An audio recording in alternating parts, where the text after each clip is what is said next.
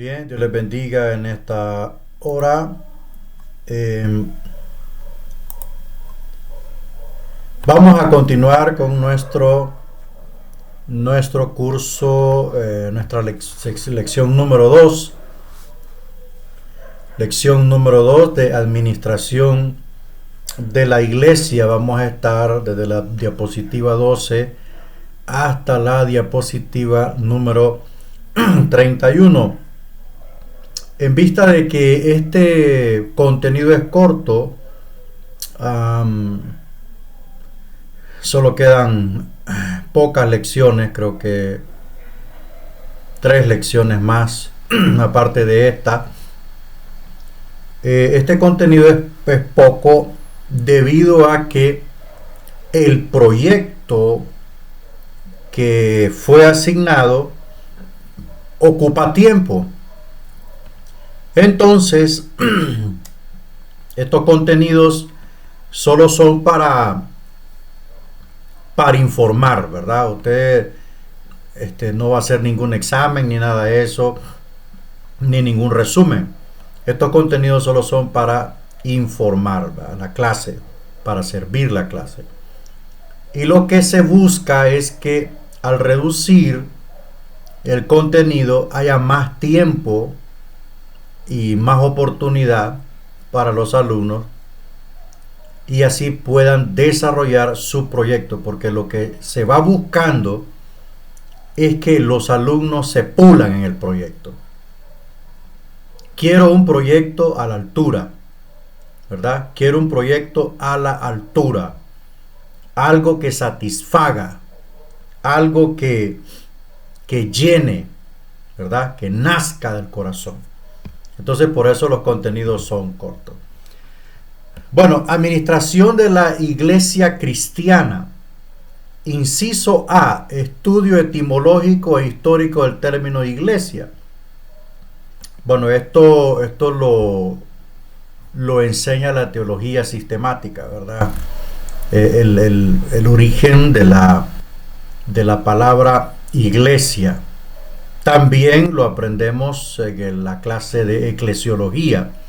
Ahí aprendemos enfáticamente acerca de lo que es la iglesia, ¿verdad? No confunda historia de la iglesia con lo que es eclesiología, que es distinto. Algunos términos neotestamentarios que se origina la palabra iglesia. Hay dos palabras griegas en el Nuevo Testamento para referirse a una congregación. Las dos palabras son sunagoge y la otra es eclesia. Trayer y Pavón dice el término sunagoge, que significa reunir una asamblea. También se designaba un lugar donde se reunían los judíos, una sinagoga. ¿Verdad que eso?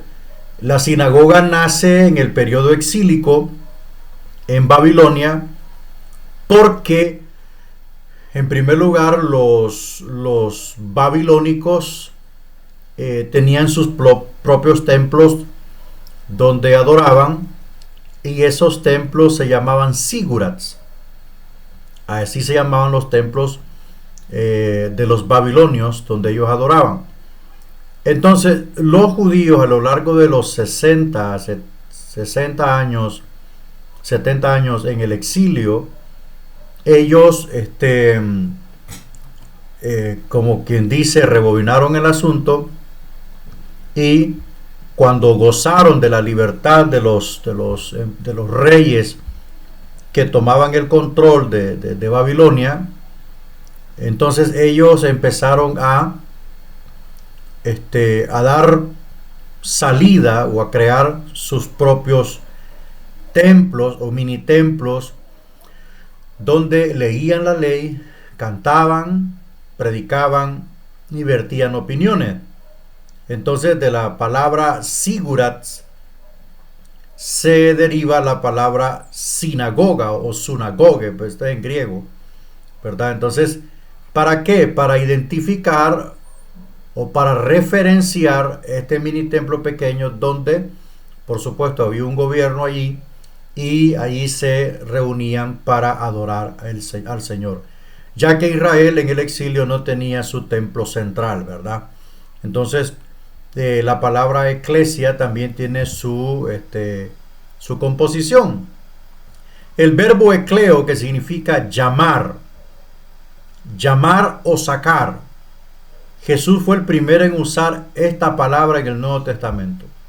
Mateo 16, 18. Recuerde que la palabra eclesia sale de la boca del Señor.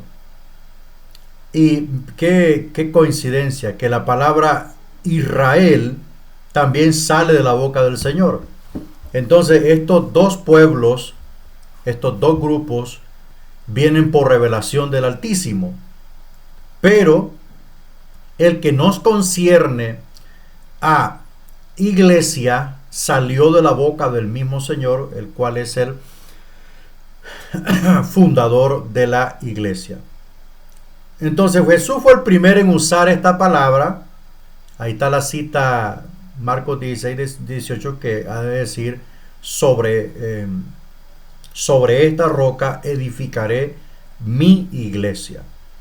El adjetivo posesivo, sobre esta roca edificaré, la palabra edificar es oikodomeso. Oikodomeso es la palabra griega que significa edificar. Mi iglesia, y la palabra griega para iglesia es eclesia.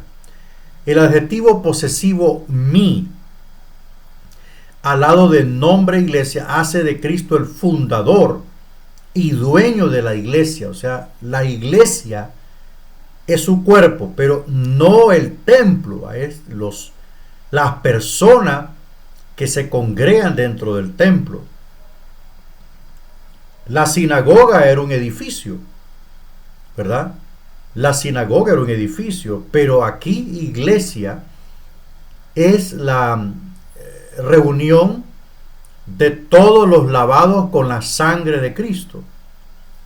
Allí está el cuerpo de Cristo, no en las visitas ni en los cristianos mediocres. O sea, hay que ser claros en este aspecto, porque Cristo posee una naturaleza que es santo.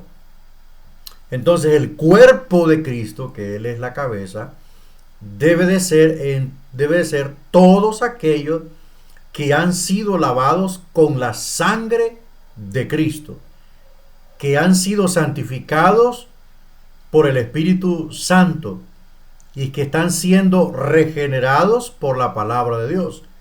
Entonces, esos que están en comunión con Cristo día y noche son el cuerpo de Cristo. Los que solo van a la iglesia el domingo o van cada 15 días a la iglesia y que pasan más en el mundo que en comunión con Cristo, esos no son la iglesia. O sea, hay que ser claros en este aspecto. Recuerde que para ser parte de la iglesia, la puerta de entrada no es la puerta del templo, es el Espíritu Santo. Él es el que produce el nuevo nacimiento y por lo tanto Él es quien nos ingresa a la familia de Dios. Los lavados con la sangre de Cristo, los que han sido transformados, los que han sido regenerados, los que están siendo transformados por la palabra del Señor. Esos son el cuerpo de Cristo. Y el cuerpo de Cristo es dinámico. El cuerpo de Cristo es funcional. El cuerpo de Cristo tiene comunión con la cabeza. Entonces, para que funcione alguien como miembro del cuerpo de Cristo, debe haber sido sellado por el Espíritu Santo y lavado por la sangre del Cordero. Entonces, eso es totalmente diferente y obviamente superior al modelo de Dios con Israel.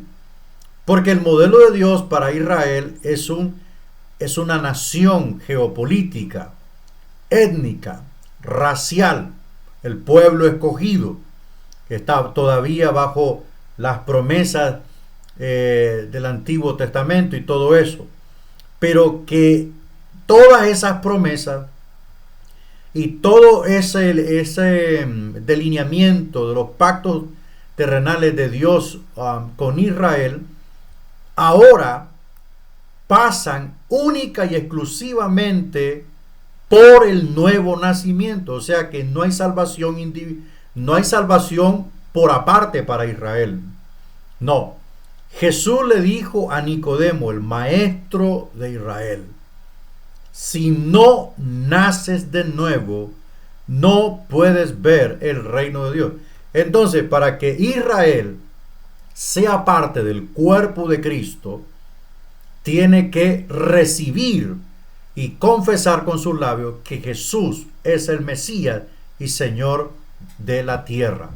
Entonces, todo eso debe de pasar por el nuevo nacimiento. ¿Por qué la tribulación viene para Israel? Viene para doblegar el orgullo judío y hacerlos que por cuenta propia reconozcan al verdadero y único Mesías, Jesús de Nazaret. Porque ellos tendrán un encuentro, una comunión con el falso Mesías. Entonces Él los va a traicionar y se darán cuenta que no es el Mesías verdadero hasta que Cristo regrese a la tierra y lo vean literalmente. Pero para todo esto, Dios les envía el pase de salvación. Y el pase de salvación está descansando en dos facciones.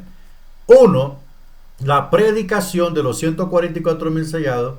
Y número dos, la predicación de los dos testigos, los dos profetas del Señor que descenderán del cielo a predicar única y exclusivamente a Israel. Entonces, ese es el pase de salvación para la nación judía, ¿verdad? No hay tales de que por ser el pueblo escogido de Dios, por ser pueblo escogido de Dios, Dios les envió al Mesías. Pero ellos rechazaron al Mesías. Entonces, Dios determinó, ¿verdad? Desde la eternidad, determinó pasarlos por un tiempo de angustia, por eso se llama el tiempo de angustia de Jacob, no nos equivoquemos, y así pulverizar el orgullo racial de Israel y toda su incredulidad hacia el Mesías Jesús de Nazaret. Entonces, ¿cómo son las cosas? El Mesías entró a Jerusalén montado en un burrito y según Apocalipsis 19:11 viene montado sobre un caballo blanco y con muchas coronas, muchas diademas, ¿verdad? Entonces llegará a Israel montado sobre un caballo blanco poderoso, así como verdaderamente lo esperaban, ¿verdad? Pero trae el juicio en su mano, en su diestra. Bueno, esas son algunas comparaciones que están relacionadas con el plan de Dios, el programa de Dios para Israel y el programa de Dios para la iglesia. Entonces, fusionar esto es que tanto judíos como nosotros entramos a ser familia de Dios a través de la salvación en Cristo. En Cristo. La iglesia de Cristo es la compañía. Bien. Siempre. Decía que, bueno, se acaba de ir la luz, pero vamos a continuar.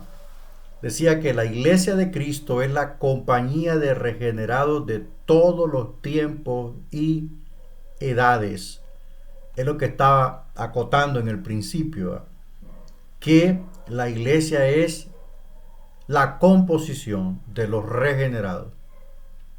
Ahí no están los mediocres, ahí no están los que están más en el mundo que en la iglesia, ahí no están los religiosos, ahí no están los carnudos, ahí no están los que solo llegan a ver los defectos de la gente a la iglesia, ahí no están los que andan buscando cómo derribar hogares, ahí no están todas aquellas personas que se visten de del manto de religión para ver qué sacan dentro de la iglesia, qué beneficio económico pueden obtener ellos. Ahí no están, ahí no están.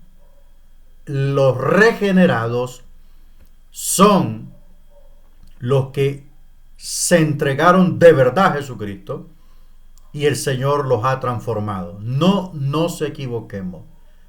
Debe de cumplirse la palabra que dice: muchos son los llamados y pocos son los escogidos. La iglesia es idéntica al reino espiritual de Dios. Eso está en Juan 3 al 5. Entonces, si el reino es espiritual, la iglesia también tiene que ser espiritual. No puede ser una iglesia profesante solamente. Debe de ser una iglesia practicante. No se equivoque. No se equivoque. No son los talentos. No son las capacidades. Son los frutos. Son los frutos. Eso es lo que Dios pesa. No los talentos, porque hay muchas personas con talentos, pero son los meros impíos que están metidos en la iglesia. La iglesia como un organismo u organización. El organismo comprende el cuerpo universal de los redimidos. Y la organización concibe ciertas denominaciones en determinado lugar. O sea, la iglesia es un organismo vivo, un cuerpo que descansa sobre una organización. Esta organización le da respaldo legal. Esta organización le da cobertura en todos los aspectos habidos y por haber al grupo, ¿verdad? Al grupo. Entonces, la organización es importante. Usted ve, había una organización en la iglesia primitiva, sí, el concilio de apóstoles y ancianos. Usted ve en Hechos capítulo 15, se reunió el concilio para tratar los asuntos de la obra. Entre ellos estaban la salvación de los gentiles y el Espíritu Santo. Entonces, escucharon los argumentos de Bernabé y de Pablo, y vieron la evidencia, llevaron a Tito y todo eso. Entonces, tomaron decisiones. Eso es una organización. También la organización funcionó cuando Bernabé llevó a Pablo ante los apóstoles y los presentó, y vieron y oyeron el testimonio de Saulo de Tarso. Entonces le dieron la diestra, ¿verdad? Le dieron la diestra. Eso quiere decir que le estrecharon la mano en señal de reconocimiento. Y Pablo partió hacia los gentiles ubicados en Asia. Entonces ellos reconocieron y encomendaron al predicador de los gentiles. Koinonía es el término que describe la unidad espiritual y física de la iglesia. Esa koinonía es las 24 horas del día, todos los días de la semana, todos los meses del año. La koinonía no debe de ser meramente en una fiesta. La koinonía debe de ser en todo tiempo. ¿Cómo vamos a celebrar koinonía, una fiesta de comunión, de compartición, si hay unos que viven peleados todo el año o enemistados, ¿verdad? Entonces ahí en ese momento se van a reconciliar. Yo creo que esa es una hipocresía, porque es decirle a Dios que por un momento estamos de acuerdo con lo que Él manda, pero que después se impone mi criterio, ¿verdad? O mi ego. No debe de ser así. Todos los días la iglesia debe de vivir en koinonía. La iglesia primitiva se caracterizaba por la perseverancia en la doctrina. En griego es didaje, ¿va? O didaje de los apóstoles y en la comunión. O sea, la didaje de los apóstoles es la compilación de todas las enseñanzas de los apóstoles, ¿verdad? Esa es la didaje. Entonces, la iglesia primitiva estaba determinada a que la doctrina fuese el eje y motor de la fundamentación de la iglesia. Por eso es que los apóstoles les imperaba a ellos que existiese entre las iglesias maestros, pastores y diáconos. Esa era la urgencia para ellos. ¿Por qué?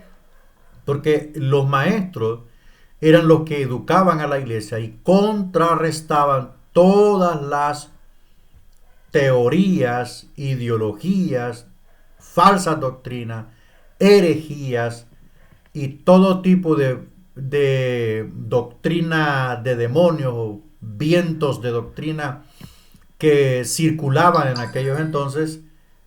Los maestros contrarrestaban esto y eran de mucha ayuda para para los pastores y los apóstoles, ¿verdad? Entonces, sintetizamos que la iglesia es un organismo vivo que está respaldado en una organización y que la organización también es reconocida a nivel gubernamental legalmente y tiene respaldo jurídico. Entonces eso le da confirmación, credibilidad, soporte legal a la iglesia, que es el organismo vivo. El cristianismo participa de esa comunión desde la conversión, según Filipenses 1:5. Entonces, usted puede ver las citas bíblicas ahí, debe de tomarse su tiempo para ver las citas bíblicas e ir comparando todo esto. Esto era una fiesta, amén. Era una fiesta. ¿Por qué? Porque celebraban que iban llegando más personas y el grupo se iba creciendo y se ponía muy preciosa las atmósferas en la iglesia. Y era de mucho gozo, ¿verdad? Se trata de una comunión social y espiritual. La coinonía o comunión con los demás depende de la comunión con Dios, a base de iluminación, verdad y pureza. La frase latina communio sanctorum, comunión con todo el cuerpo, siendo Cristo la cabeza. Bueno, aquí hay otra recomendación, solícito en guardar la unidad. Bueno, avanzamos. ¿Qué es la iglesia de Cristo en el sentido administrativo? Bueno, la iglesia es la agrupación de cristianos cuyo desarrollo doctrinal y práctico depende de la Biblia y del Espíritu Santo. Desde el Pentecostés hasta el rapto, o sea, ese es el tope final de la iglesia. Después del rapto no hay más iglesia. Después del rapto no hay más iglesia. Ya no hay más iglesia, ¿ok?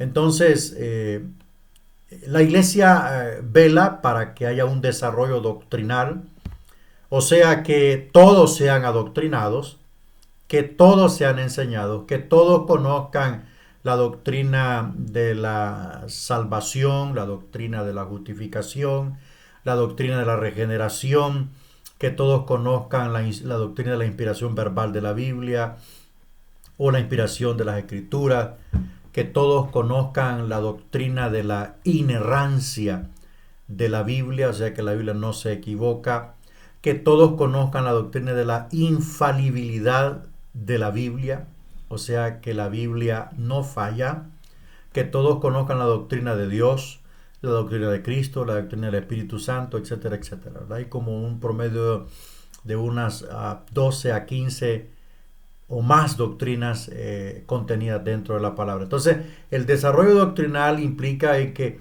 toda la iglesia, sector por sector, va conociendo la doctrina y eso viene a fundamentar la fe y la vida cristiana. Y obviamente esto tiene que repercutirse en un estilo de vida práctico, como en su momento lo denunció Santiago. Se llama Iglesia de Cristo porque Él es su fundador. Bueno, esto ya lo conocemos, esto ya sabemos, no es nuevo. Los fundamentos de la administración, inciso B, en la Biblia. 1. En la creación demuestra su omnisciencia, que conoce todas las cosas. Habilidad administrativa, planeado, ejecutado, organizado y evaluado en cada etapa creativa. O sea, Dios en la creación ya tenía planeado qué hacer en el día 1, en el día 2, en el día 3. Lo ejecutó el crear la luz en el día 1, ¿verdad? Ya tenía organizado dónde iba a estar el mar, la tierra seca, el sol, la luna, las estrellas, estaba todo organizado. Y cada final del día de creación lo evaluaba y decía, y vio Dios que era bueno. Fue la tarde y la mañana de un día y vio Dios que era bueno. Entonces, ahí vemos la administración implícita, ¿verdad? Que en la creación Dios nos demuestra que es un ser muy organizado, ¿verdad? Dios no se saca nada de la manga. Dios es un ser muy organizado. Número 2, en el Éxodo, la tarea de Moisés, tratar de entender los problemas del pueblo. Aparece su suegro Jetro y le recomienda seleccionar hombres de virtud para delegar responsabilidades. Aquí tenemos otro ejemplo de administración ordenada, consciente, inteligente y delegada, ¿verdad? Moisés llevaba toda la carga solo, vino Jetro y le dijo, mira, nombra hombres de 100, de 200, 300, 500, etcétera, etcétera, y tú te encargas de los casos más delicados. Y así vas a descansar. Entonces ahí se manifiesta la administración y fue para bien, ¿verdad? ¿Cuántos ministros se encuentran así recargados con las responsabilidades de la iglesia? Si delegaran parte de su carga, se aliviarían y el pueblo prosperaría. Es necesario delegar. Número 1, aprender a confiar en los demás. Este es un punto fundamental. Aquí entra en juego muchas cosas porque el pastor debe de tener gente de confianza en quien depositar y delegar algo. Si solo hay uno o hay dos, ahí descanse. Si hay 3, 4, 5, 6, ahí descanse. Entonces, y si no hay, pues hasta que aparezca esa persona de confianza o, bueno, hasta que aparezca esa persona de confianza, ¿verdad? Número 2, saber seleccionar y capacitar. Saber seleccionar y capacitar. Esto nos dice que no es a cualquiera que se le capacita. Porque si vamos a capacitar, es para que esta persona se convierta en columna de la iglesia, no en viga. Porque hay un montón de vigas, ¿verdad? Las vigas están así. Esta es la columna. Y aquí está la viga. Entonces hay un montón de vigas que saben mucho, pero solo están descansando en las columnas. Eso quiere decir que no se debió haber capacitado a esa persona. Entonces se hace una lista de personas en las que se puede confiar para que podamos capacitarlo. 3, saber estipular a cada una la acción, a cada una de las zonas de acción. Bien, en saber estipular cada uno, qué molesta esto. La zona de acción es saber asignar dónde cada una de las personas que van a operar o van a funcionar en X zona de trabajo, ¿verdad? Eso es saberlos ubicar. La organización del campamento del tabernáculo, el tabernáculo fue diseñado y amueblado de acuerdo con el plan ordenado. Todos los muebles del tabernáculo estaban colocados exactamente de acuerdo al significado y a lo que Dios quería enseñarle a Israel. Todos estaban, en especial, solo lo voy a mencionar uno. La fuente de lavamiento o el lavacro estaba después del altar del holocausto. Estaba la fuente de lavamiento y de ahí estaba la puerta de acceso al tabernáculo. Y eso indicaba que para entrar a la comunión con Dios había que purificarse. Los sacerdotes se lavaban allí después de los sacrificios, se limpiaban todo, entraban limpios, purificados a la presencia de Dios. Entonces todo estaba debidamente ubicado conforme Dios quería que estuviera. La iglesia está fundada sobre la base administrativa. Administrador por excelencia, el administrador por excelencia, Cristo, sentó las bases de una organización universal para su iglesia. La técnica de la acción concentrada que él comenzó, se ve que él llamó a unos pequeños grupos de 12 para comisionarles la continuidad de la obra que él había iniciado. Coleman, en su libro El Plan Supremo de la Evangelización, Jesús estaba muy interesado en preparar y comisionar a pequeños grupos. Si hay una de las cosas que nosotros podemos admirar de Jesucristo, es que se enfocó en un grupo pequeño.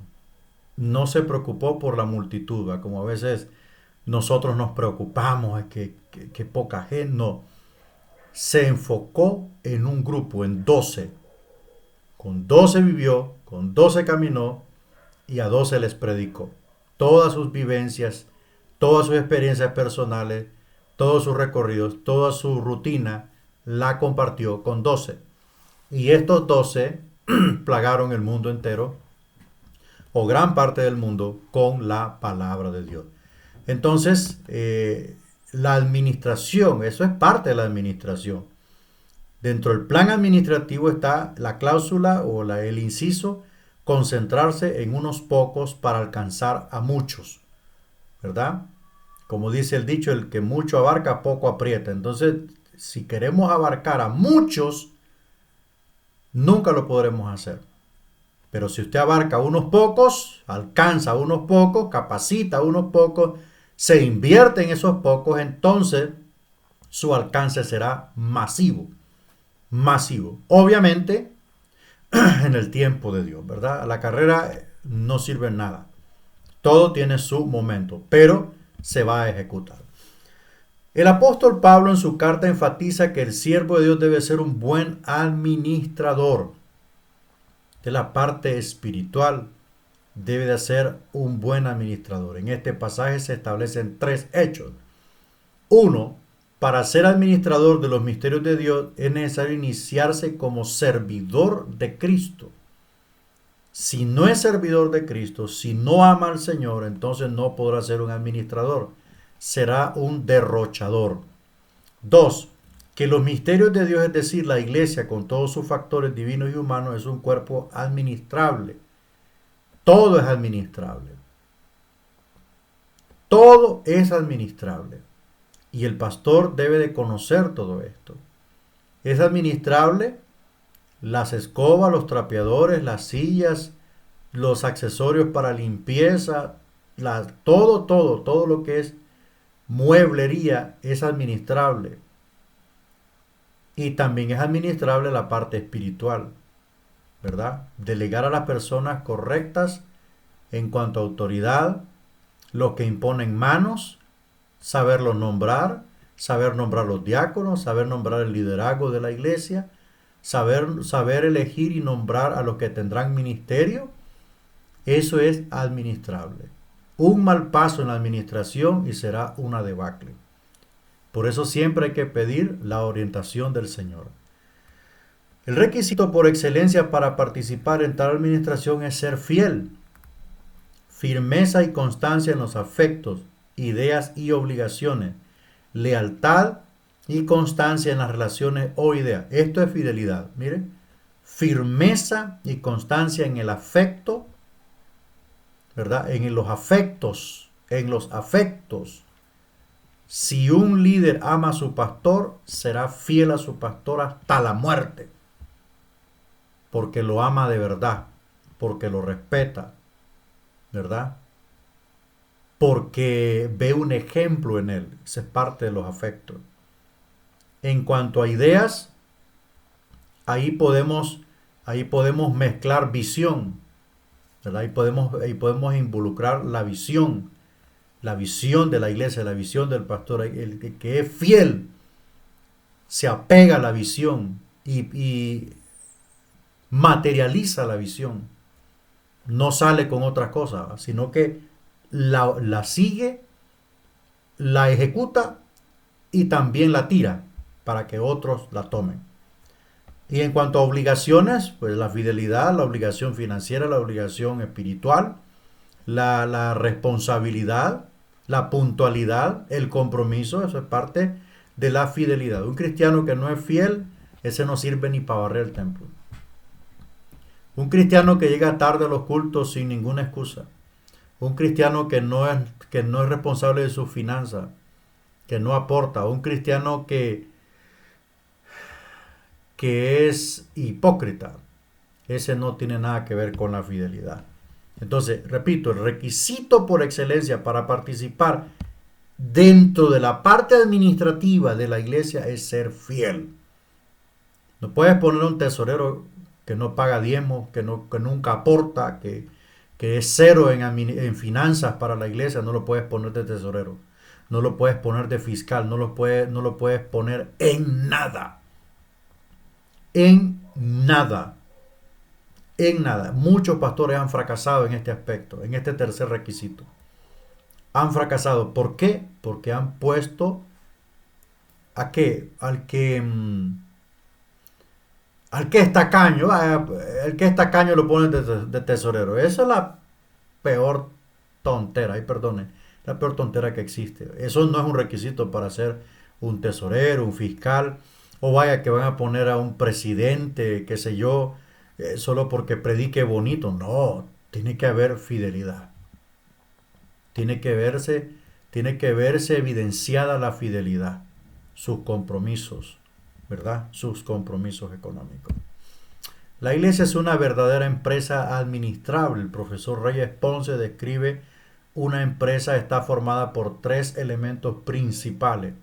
Bienes materiales es el elemento pasivo, el que está ahí inerte. O sea, propiedades, inmuebles, edificios, mobiliario, equipos y materiales. Ese es el elemento pasivo. 2. Hombres. Ese es el elemento activo, es la parte vital de la iglesia, constituye el factor primario en la administración. Los hermanos, la membresía. 3. Sistemas. Posee manuales, constituciones, reglamentos, un sistema de reglamentos. Posee una constitución que es obligatorio para estar constituido en la ley del gobierno. Reglamentos internos de lo que es la iglesia. Toda iglesia tiene reglamentos. Toda iglesia. Una iglesia sin reglamentos es como un potrero, ¿verdad? Pero la base de su gobierno y disciplina es la Biblia. Ahí no nos perdemos. La base del gobierno y de la disciplina es la Biblia. Inciso C, oficiales y gobiernos eclesiásticos. El gobierno de la iglesia se basa en el Nuevo Testamento. Ahí descansa todo lo que es gobierno, todo lo que es gobierno de la iglesia se basa, ya vino Doña Luz, se basa, gloria al Señor, en lo que enseña el Nuevo Testamento, ¿verdad? En lo que enseña el Nuevo Testamento.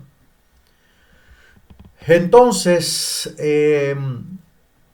todo lo que es gobierno eclesiástico, sus disciplinas, sus oficiales, sus consideraciones, cómo debe manejarse la iglesia, cómo debe establecerse la iglesia, quiénes son los jóvenes, quiénes son los ancianos, quiénes son las viudas, ¿verdad? En aquellos entonces habían viudas, quiénes son los oficiales, todo está en el Nuevo Testamento. La única libertad que perdure y fructifique es la que surge de una organización equilibrada donde se respeten los derechos humanos y donde reina el orden y la justicia. El orden libera, el anarquismo cautiva, dice los proverbios. El Nuevo Testamento establece las bases para una administración equitativa. O sea, todo parejo. Bueno, vamos avanzando. La disposición de los 5 ministerios la podemos resumir de la siguiente manera. Servir a Dios, al prójimo y a sí mismo. Los apóstoles, cumplir con la función de enviados. Los profetas, cumplir como voceros de Dios. los evangelistas anunciar las buenas nuevas, los pastores alimentar y cuidar a las ovejas y los maestros enseñar la palabra. Vemos que estos 5 ministerios están activos dentro de la iglesia. Lo quieran reconocer o no, eso es lo de menos, pero están activos. ¿Por qué? Porque el Espíritu Santo no ha dejado de ministrar a la iglesia. Apóstoles, profetas, evangelistas, pastores y maestros, todos tienen un rango enorme de compromiso con el Señor, de servir a Dios y al prójimo, ¿verdad? De servir a Dios y al prójimo. No convertirse en las estrellas del evangelio de la iglesia. No convertirse en la última Coca-Cola del desierto, sino ser servidores. Recuerde que la palabra ministro viene de una raíz griega que significa en español remero. Y el remero era aquellos hombres contratados en las barcazas donde tomaban unos grandes remos enormes para darle impulso a la barcaza, ¿verdad? Cuando no había viento que corriera, no se podía extender las velas, entonces había que remar con fuerza. Algunos remos eran tan grandes que tenían que usar 2 remeros y todo iba sincronizado. Entonces de ahí viene la palabra ministro, de una raíz griega que su significado en español es remero. Es remero. Entonces nosotros somos remeros, somos servidores de Dios y de nuestros hermanos. Bueno, ya vimos esto, los 5 ministerios dentro de la iglesia, los apóstoles, cumplir la función de ser enviados. Estos son personas especiales en el llamamiento. Son personas muy especiales, tienen un llamado especial. Los apóstoles, los profetas también tienen un llamado especial. Ya vamos a ir abordando qué significa. Son los voceros de Dios. Los evangelistas anuncian las buenas nuevas con una forma muy, muy accesible. Y los pastores y los maestros. Vamos a ir entrando. Oficiales de la iglesia según el Nuevo Testamento. Mire cómo el Señor tiene estratificada la administración de la iglesia entera en estos 5 ministerios. Un estudio exegético y comparativo de Efesios 4:11 ilustra la técnica administrativa de Cristo al establecer oficiales extraordinarios. O sea, son personas que por el grado de llamamiento no son como los demás. Eso significa la palabra extraordinario, que tienen un poquitito extra de lo ordinario, de lo normal, de lo común. Entonces ahí entre paréntesis dice sale fuera de lo común. Como ordinario, que es común, regular, estos ministros tienen un plus extra. La razón de estos nombramientos se entiende en el verso 12. Oficiales extraordinarios, apóstoles, del griego apóstolos, era un delegado, un mensajero, un enviado con órdenes. ¿De quién? Del Espíritu Santo. Un enviado, un mensajero. ¿Ok? Una persona. Este oficio de trascendental importancia se menciona 19 veces en el Nuevo Testamento. 19 veces, ¿verdad? 2. Fueron constituidos por haber sido testigos de la vida de Cristo. Recibieron directamente de la comisión. Hay que hacer un stop. Los apóstoles que existen en la actualidad no pueden cumplir el requisito de ser testigo presencial de la resurrección de Cristo. Eso lo establecieron los apóstoles en aquel tiempo, o sea, los primeros 12 o los primeros 11, lo establecieron como un requisito. Eso es como decir un artículo pétreo, que eso es inamovible e innegociable, es inmencionable. Entonces, ¿por qué razón? Porque aparecerían muchos llamándose así apóstoles para aprovecharse de los hermanos en diferentes partes del mundo, ¿verdad? Entonces, en cierta ocasión, Juan ataca a los gnósticos y al fundador de los gnósticos, porque el fundador de los gnósticos fue parte de ellos, pero nunca se sujetó a Juan. Nunca. Entonces él se apartó y formó su propio grupo, los gnósticos, los que poseían el conocimiento completo, entre paréntesis o entre comillas, para alcanzar la salvación en Cristo. Entonces, por eso es que los apóstoles dijeron, que el requisito fundamental para ser un apóstol es haber sido testigo ocular de la resurrección de Cristo. Obviamente, todos después de Juan, después de los discípulos que caminaron con Juan, con Pedro con Andrés y con Tomás y con Felipe, todos los discípulos que caminaron con ellos, los jovencitos, se podían tomar como testigos oculares. Matías, el que fue escogido, caminó con ellos, porque ahí menciona a Pedro. Uno que haya salido de entre nosotros, ¿verdad? O sea, que haya caminado, haya entrado y salido, significa que anduvo con nosotros. Entonces, a partir de Juan, que Juan muere ahí por el año 90 y pico, 95, por ahí, cerca de los 100 años, ya la segunda generación de los discípulos ya estaba desapareciendo, porque Lucas y Marcos se mencionan dentro de la segunda generación de los discípulos. O sea que estos discípulos no vieron a Cristo. El mismo Lucas dice que él indagó con los testigos oculares para escribir acerca de Jesús en su evangelio. Esto quiere decir que Lucas no miró a Jesús. Entonces, para no hacer largo esto, obviamente todos los apóstoles que se levantan después de Juan, que fue el último apóstol original del Cordero, todos estos apóstoles son apóstoles, pero hay unos teólogos que les llaman apóstoles auxiliares. ¿Por qué auxiliares? Porque los 12 originales son los que murieron, ¿verdad? Y los que fundaron la iglesia y los que sus nombres están en las 12 puertas de la ciudad amada, la Nueva Jerusalén. Entonces esos son los 12 originales del Cordero. Ellos son únicos en su llamado, son únicos en su ministerio, son únicos. No puede haber otros mayores y mejores que ellos. Ellos pusieron el fundamento para la iglesia junto con el maestro. Entonces, los que se levantan después de ellos siguen siendo apóstoles, tienen su grado y su rango de operatividad.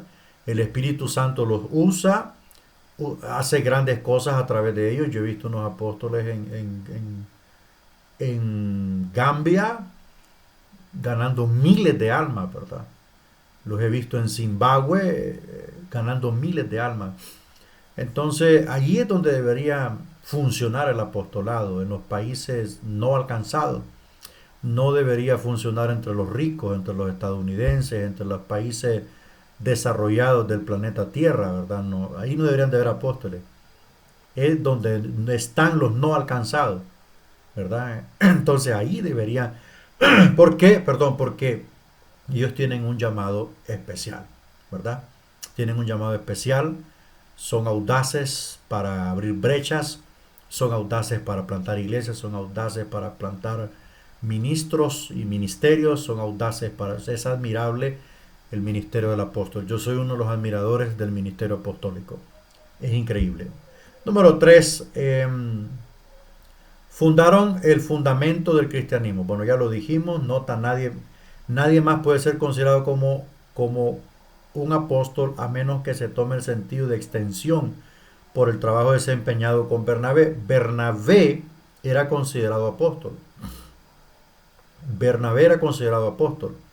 Entonces, es por eso que le digo que hay unos que dicen que este apostolado de la actualidad es una extensión, es un auxiliar, pero siempre es apóstol. Si el Espíritu de Dios está con ese apóstol y planta iglesia y tiene eso, de plantar iglesias, ganar almas, establecer pastores, tiene el apostolado. No se meta rollos que usted ni siquiera puede salir de ellos. Simplemente lo tiene y punto. Dios está con él y Dios lo respalda. Lo demás no importa. Inciso B, los profetas. La prueba del profeta es la veracidad de su mensaje. Aquí hay algo.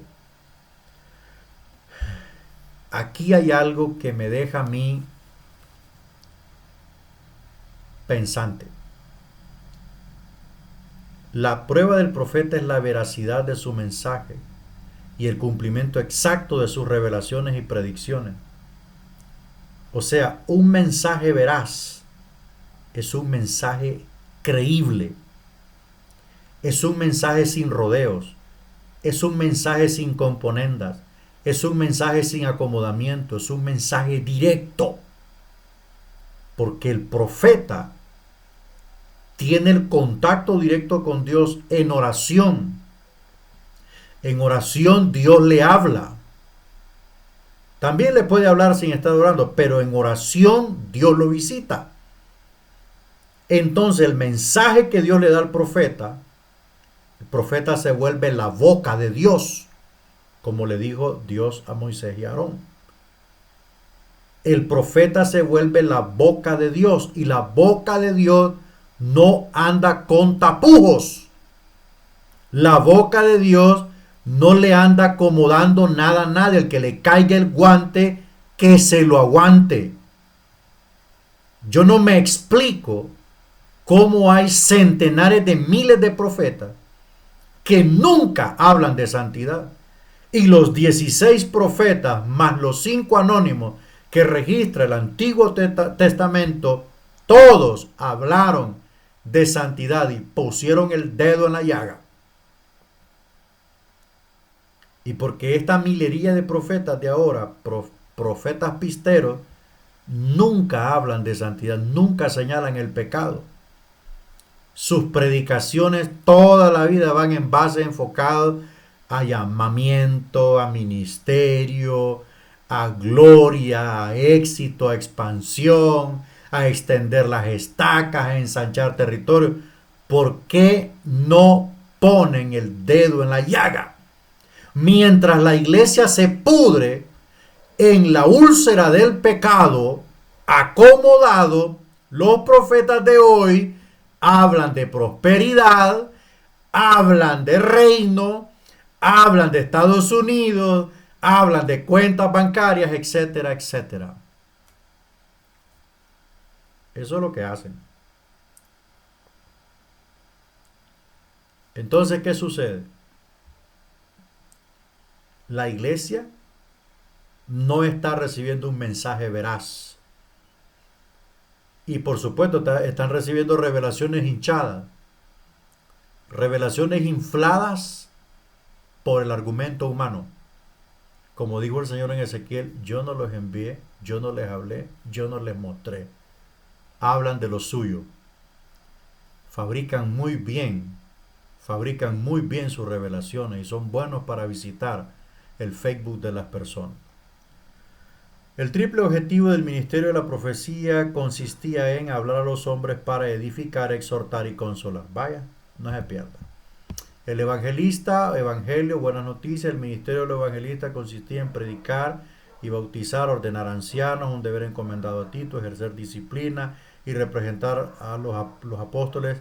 Se le encomendó a Timoteo acompañar a los apóstoles como lo hizo Marcos y Lucas. O sea, era un ministerio de apoyo. Este ministerio de evangelista era muy bello y el ministerio evangelista es precioso.